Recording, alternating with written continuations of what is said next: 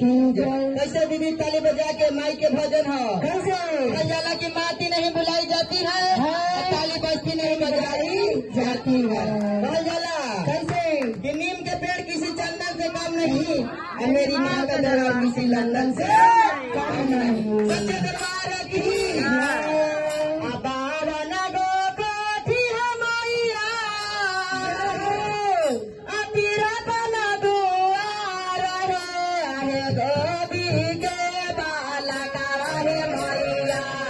रखला छिपाई आहे गोदी के बाला का भैया रखला छिपाई